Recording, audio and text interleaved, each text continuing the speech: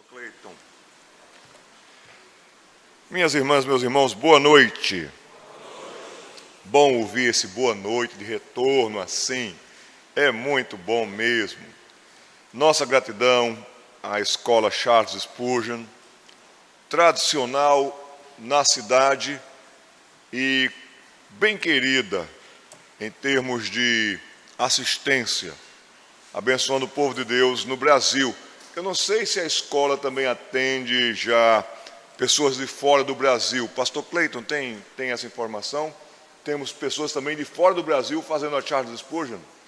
Que coisa boa, eu vou dizer assim, eu tenho um amigo meu que ele dirige uma escola internacional. Que coisa linda, graças a Deus por isso. Nós vamos terminar os slides de ontem. Nos slides de ontem, nós terminamos, depois damos uma pausa, oramos pedindo orientação do Senhor e seguimos com a finalização da nossa proposta sobre os desafios da Escola Bíblica Dominical na nova realidade, uma nova infância. Querem colocar em ação aí novas famílias. E a palavra de Deus, ela tem um padrão inegociável e a Escola Bíblica Dominical segue esse padrão. Não deve diminuir nenhum ensino, deve preservar o ensino, não deve optar por modismos, nem por dinâmicas que visem o antropocentrismo, mas unicamente o ensino. Já está lá, João? Está? Então, pode ligar a televisão que eu não estou vendo? Ok, muito obrigado. Paramos no empirismo. O empirismo em si não é um problema. O problema é o empirismo cientificista. Porque o empirismo em si, ele é científico. E tentaram colocar de tal maneira que a fé é anticientífica. E a ciência já provou que a fé está errada. Não, isso são ideologias, como nós estamos vendo aqui, que querem cada vez mais dizer que nós, cristãos bíblicos, nós somos alienados, nós cremos em mitologias. Então, o cientificismo tornou-se uma religião tão forte quanto qualquer outra religião forte. O empirismo, ele tem a ver com a pesquisa, com o estudo, quando alguém entra no laboratório e faz pesquisas. E por isso que nós tivemos os grandes descobridores das leis da natureza, na física, na matemática, estudos da biologia, homens e mulheres de Deus. Kepler, por exemplo, ele tem as leis de Kepler lá, famosíssimas. Isaac Newton, pessoas tementes a Deus. Mas o empirismo, na sua área do cientificismo, esse sufixo ismo, tem a ver com eu creio na ciência como a minha deusa. Então a linha é essa que tenta passar para os nossos jovens também. Só o que for cientificamente comprovado vale. Também vai dizer que o conhecimento só é válido se for visto na prática. E cada vez mais isso vai ser repetido de tal maneira que vão tentar fazer com que os nossos meninos desde cedo sejam mais pelo cientificismo. Só que, por exemplo, antigamente os professores tinham a honestidade de falar sobre a teoria da evolução.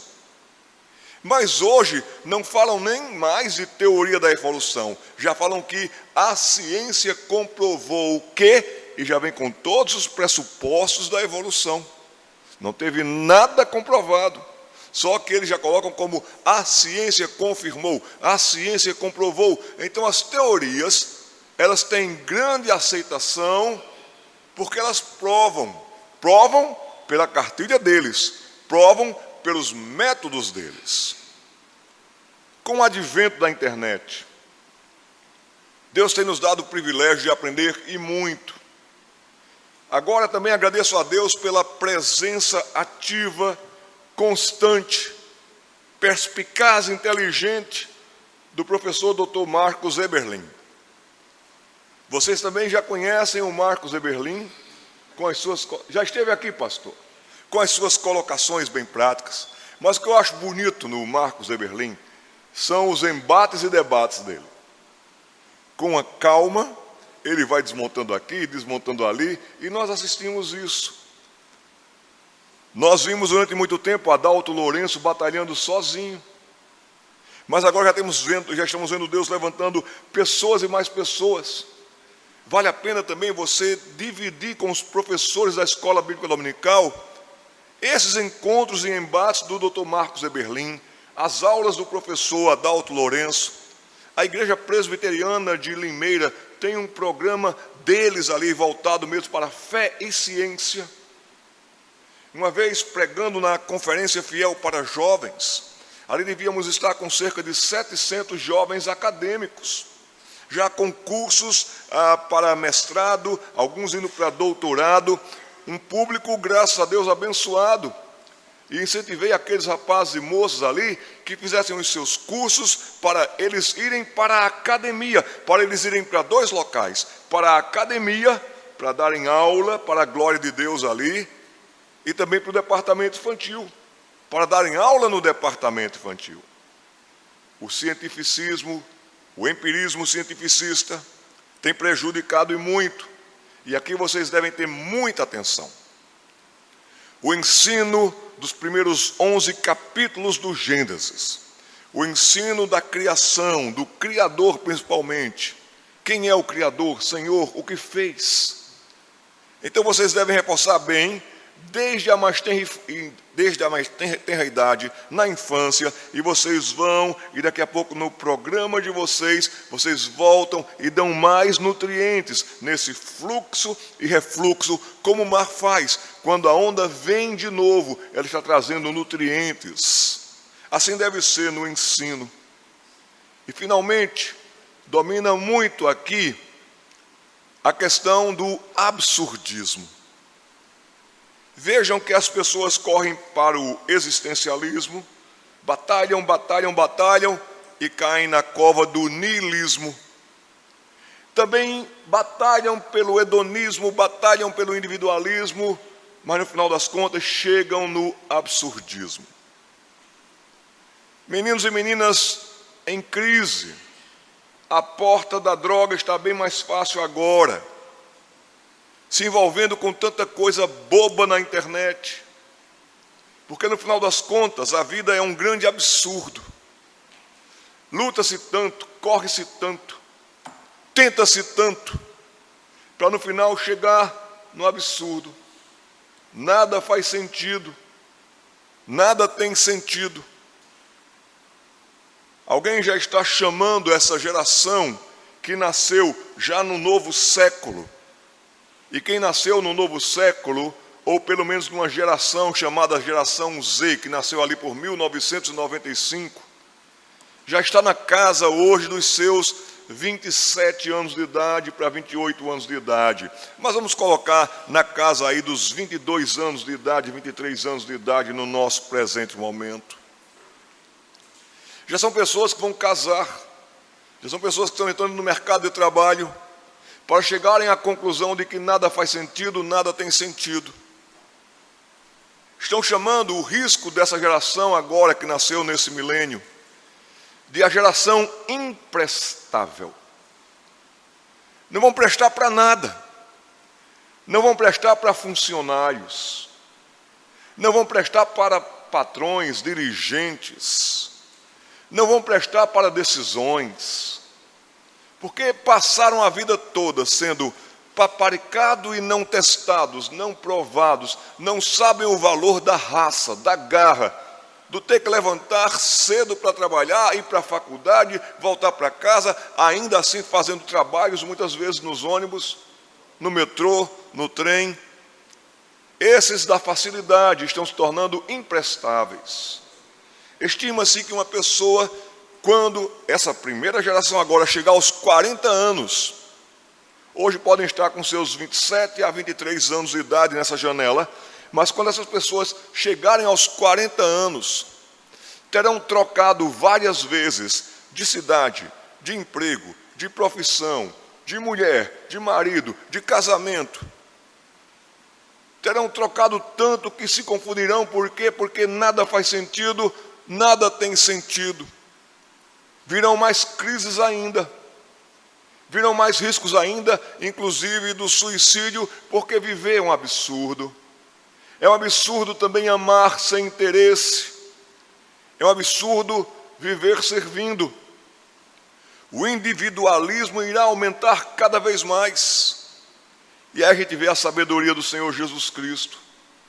Quando vier o Filho do Homem, encontrará fé na terra, porque até mesmo nos despreparados da igreja, a fé vai ser transformada por uma frequência a um clube gospel.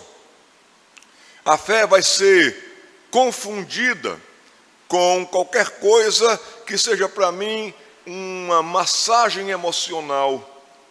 Tem 3 letrinhas que eu diria para vocês que vocês devem ter muito cuidado com elas, que podem estar formando muitos currículos. As 3 letrinhas eu vou dizer com uma ligação, com uma palavra para vocês entenderem bem. D de dado, M de Maria e T de tatu. D, M, T. E não só pregações, encontros, atividades, mas também o ensino, tão pobre e raso, vai ser formado por deísmo, moralista, terapêutico. DMT. Deísmo, porque vai mencionar Deus, mas já vimos que Deus não tem importância nenhuma. Eu não presto culto a esse Deus, eu não me rendo a esse Deus, o meu Deus sou eu mesmo. Eu vou na igreja por tradição. O moralista vai ser na base do, olha, seja bonzinho, seja atencioso, seja complacente, seja alguém da agenda, aceite tudo, não questione nada. E terapêutico, para você se sentir bem, para você tão somente ir lá e, vou usar bastante entre aspas, descarregar suas energias negativas. Eu tinha um colega que ele era meio doido da cabeça. E uma vez esse meu amigo falou assim: Jader, é tão bom chorar. Você entrar num choro, é tão bom, você chora. Depois você chorar bastante, você fica leve. E é mesmo, se você chorar bastante, você vai descarregar algumas das emoções aí. Mas ele era tão maluco que ele dizia assim, a sua filosofia de vida assim: eu quero é chorar, não importa quem morreu. Algumas reuniões, alguns cultos, está para isso. É isso. É um absurdo também você amar, servir, se doar. É um absurdo você ser um crente no coletivo, na participação. Vai vir cada vez mais aquela ideia de que eu vou lá, sento, presto meu culto e vou embora. Não preciso da escola bíblica dominical. Não preciso estar na igreja manhã e noite. Não preciso ir para a igreja esse mês. Infelizmente, meus irmãos, por causa da pandemia, muita gente pegou infelizmente, gancho para ficar em casa. E não participam mais, não vêm mais. E agora ficam trocando de pregadores como alguém troca de programa na televisão. Perdeu-se a reverência, perdeu-se a participação do culto público. E se você fosse assim, fulano, vem para... Não, estou participando online, está sendo uma bênção. Não está sendo uma bênção. Ele está sendo enganado, ele está se enganando, ele está nessa de mudar, porque ele acha que não faz mais sentido vir para a igreja se eu tenho acesso na internet. Aí eu posso ficar não só ouvindo o pregador, como posso ficar mexendo ao mesmo tempo no WhatsApp. Eu posso estar sentado lá na minha poltrona de qualquer jeito. Posso me levantar e ir lá na geladeira, tomar sorvete, voltar depois. Meus irmãos, isso não é prestar culto ao Senhor. Prestar culto ao Senhor no meio do povo de Deus, com o povo de Deus, num culto público e coletivo. Podemos então dizer para vocês que o que vai seguir a vida de muita gente é que a vida é um tremendo vazio no final. Não há sentido algum na fé. Não descubra isso tarde demais.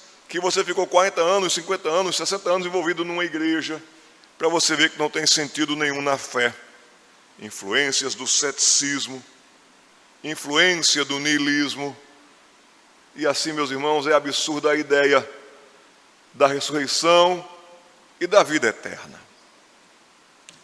Já faz muito tempo que nós não anunciamos a eternidade sem Deus e a eternidade com Deus. Já faz muito tempo que nós não proclamamos que Jesus Cristo vai voltar. Já faz muito tempo que você não escuta uma mensagem sobre o inferno.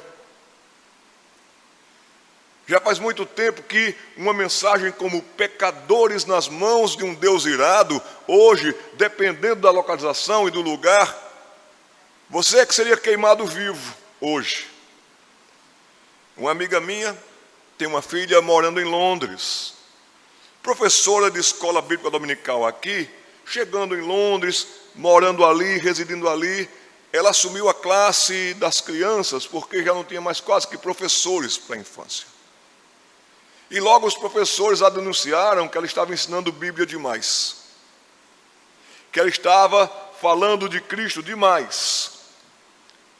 E quando foi um dia, o pastor a chamou no gabinete: deixa eu ver o seu plano de aula. Ele disse: olha, eu estou ensinando às crianças isto. E quando ele viu, estava ali o pecado. O que você vai ensinar sobre o pecado para as crianças? Eu vou, porque está na Bíblia. Não, de maneira nenhuma. Você vai ofender as nossas crianças com o pecado. Aquela moça foi convidada a se retirar da igreja. A que ponto nós chegamos? Aí você pode dizer do lado de cá da nossa fé: isso é um absurdo que um homem que se diz pastor fez isso. Mas na cabeça dele, na mentalidade dele, é um absurdo ela ensinar isso. É um absurdo ela proclamar isso. Assim, nada de ressurreição, nada de vida eterna, nada de condenação eterna, não assusta as pessoas. Em que e no que está se transformando a igreja, meus irmãos? Em que o liberalismo transformou a igreja? Certa vez eu estava na Catedral de Saint-Pierre, em Genebra. Eu estava conversando com um rapaz que ele era uma espécie de cicerone naquela linda igreja onde pregou João Calvino, que hoje está de portas abertas mais para um museu do que mesmo para cultos. E eu, conversando com aquele rapaz, falei: você tem alguma ligação com o que foi proclamado desse púlpito, o que foi pregado nesse púlpito? E ele disse assim: eu não acredito em nada, tudo aquilo era um absurdo. Mas ao mesmo tempo aquele rapaz em crises emocionais, dependendo de qualquer coisa para se manter estável. Que pena. Essas filosofias vêm todas em ideologias e estão transformando cada vez mais as igrejas que não cuidam do ensino. Paulo, escrevendo a Timóteo, disse: tem cuidado de ti mesmo, Timóteo, e da doutrina. Quando se tira a doutrina, quando se tira o ensino, a igreja padece, ela esfria, ela enfraquece, ela empobrece. Gostei muito de estar na Bahia, na igreja presbiteriana de Brotas. Eles estão motivando, dinamizando a escola bíblica dominical para que as pessoas venham, participem. E eles têm algumas trilhas do saber. Semestres montados, bem montados, nessas trilhas, que ali em letras azuis, para quem conheceu a Cristo há pouco, ou para quem está vindo para a denominação também, então lá você vai ter a classe Nossa Fé, para os novos convertidos. O que é a fé?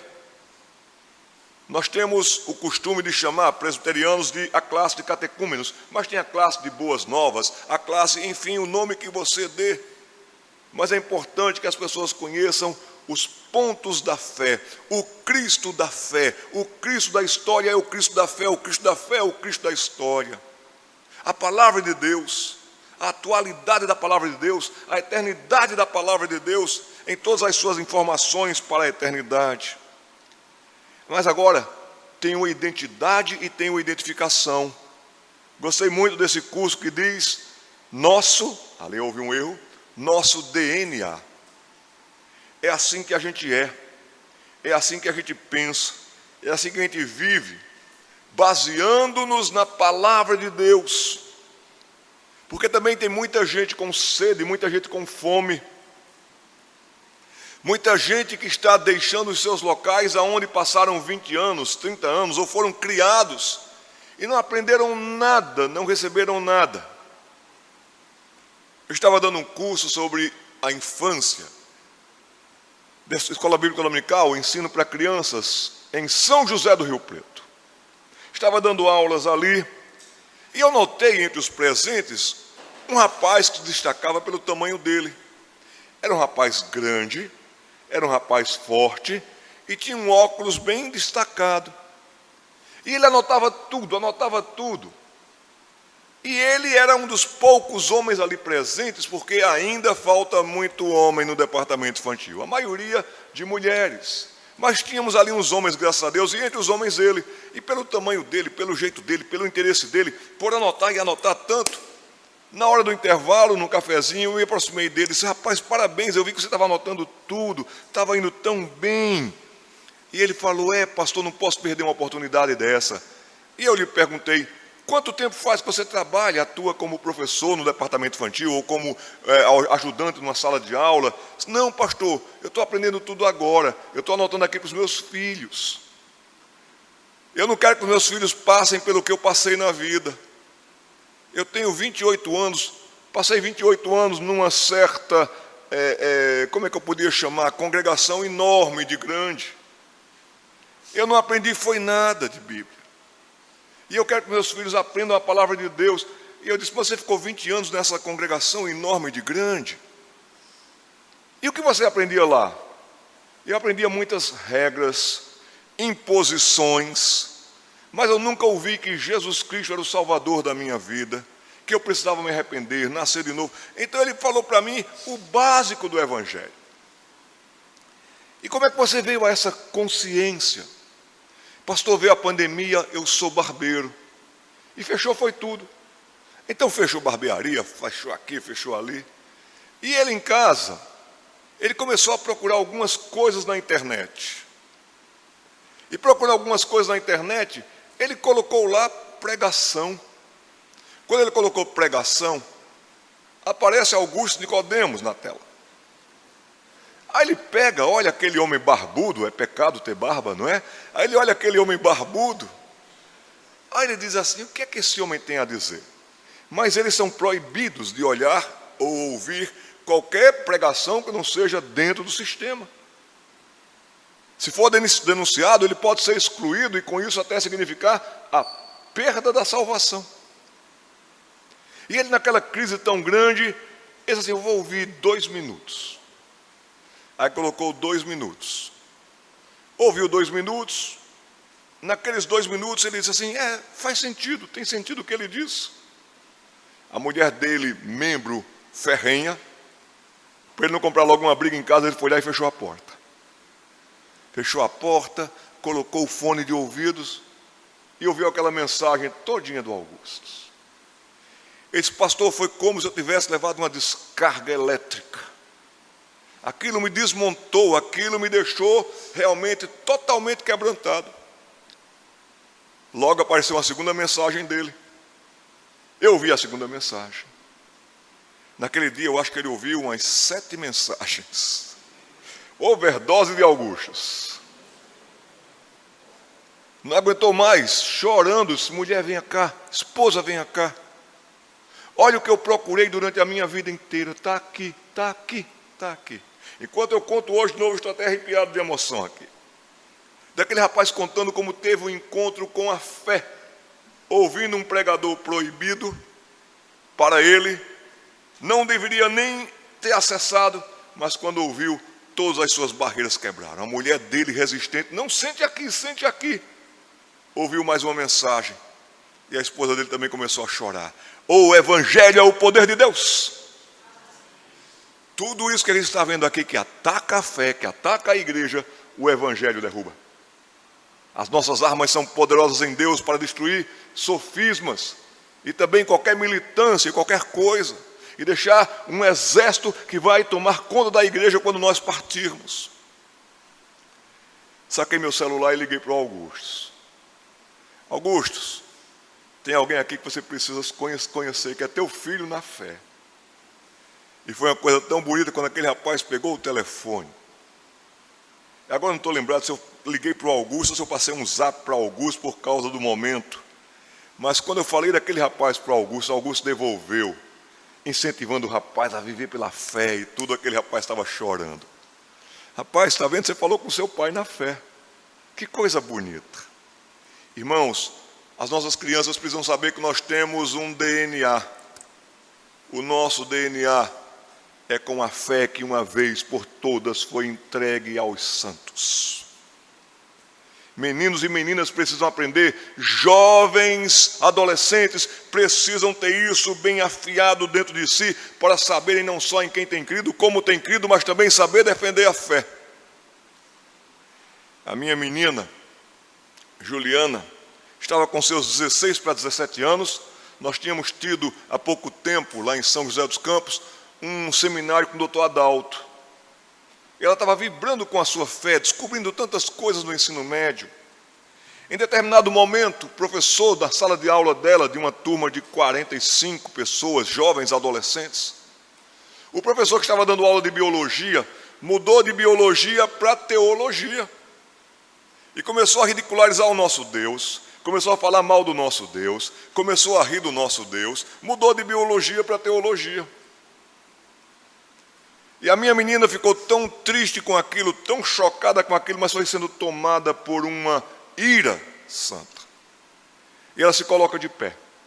E fica de pé de tal maneira que um colega percebe, outro percebe, e todo mundo se voltando para ela, o professor também percebe.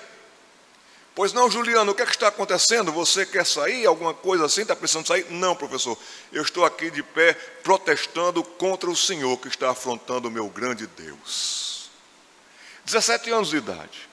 Ela dizia, pai, eu tremia toda. Mas eu confrontei aquele homem. E o que o Senhor está dizendo? A palavra de Deus diz assim, assim, assim. Tinha uma colega dela, que sentava perto dela, que era de uma outra igreja, de outra denominação. Falava assim, mulher, te aquieta, mulher, fica quieta. Não, você também devia estar de pé protestando. Ele está ofendendo o nosso grande Deus. Aquele professor ficou assim, não, vamos aqui, vamos voltar, voltou para a biologia. Quando fui buscá-la, ela me contou, pai, olha, aconteceu isso, eu fiz isso. Eu estacionei o carro e dei um beijo na testa da minha menina. Disse, muito bem, minha filha, muito bem. Cheguei em casa, liguei para a direção da escola, eu quero ter uma conversa com esse professor. Eu quero ter uma conversa com o diretor da escola. Estou pagando a escola para minha filha ter uma boa biologia, não um ataque à teologia. Mas já que ele entrou no assunto, eu quero ter uma conversa com o professor. Deus me fez 3 coisas. Deus me fez, por sua graça, pastor. Deus me fez presbiteriano e Deus me fez pernambucano.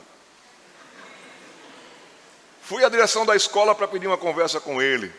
A princípio, o diretor daquele setor gostou. É uma grande oportunidade para a gente falar sobre fé e razão, não é? Não, senhor, fé com razão. Esse é o tema, fé com razão. E a razão da nossa fé.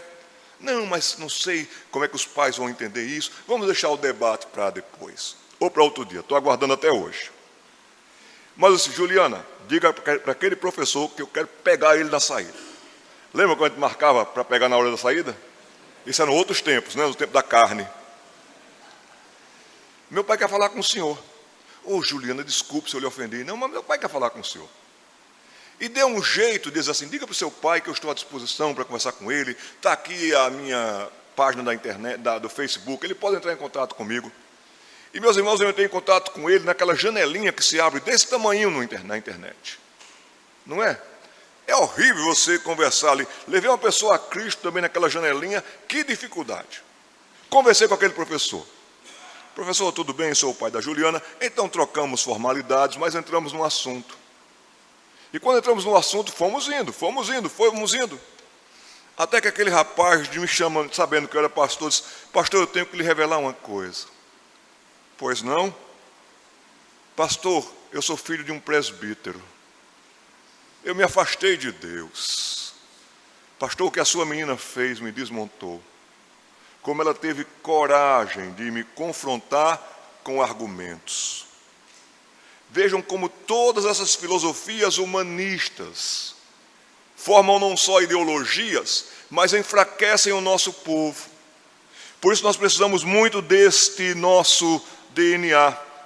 E aqui, para aqueles que já são pessoas da igreja, crescendo na igreja, nós temos então aqui nessa igreja 4 trilhas do saber. Aprendendo a viver contente. E aí eles estudam quase um ano, não seguindo um programa de revista de editora, mas seguindo o que eles veem que a igreja precisa ouvir. Como eu posso ter uma vida devocional? Como eu posso crescer na graça e no conhecimento de Jesus Cristo? Aí a indicação de livros. Aulas são montadas em cima desses livros. E saiba de uma coisa, a escola dominical aumentou de frequência. Então tem um grupo ali que está participando firme, aprendendo a viver uma vida devocional, fazer sua devocional diária, manusear bem a palavra da verdade.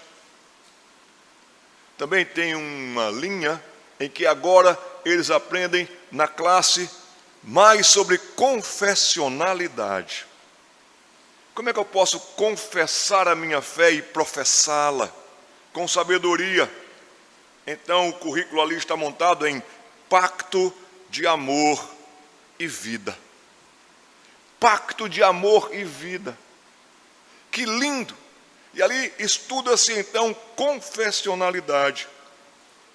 Para esses tempos difíceis, para você saber defender a sua fé e viver por fé e manter-se na fé e perseverar até o fim.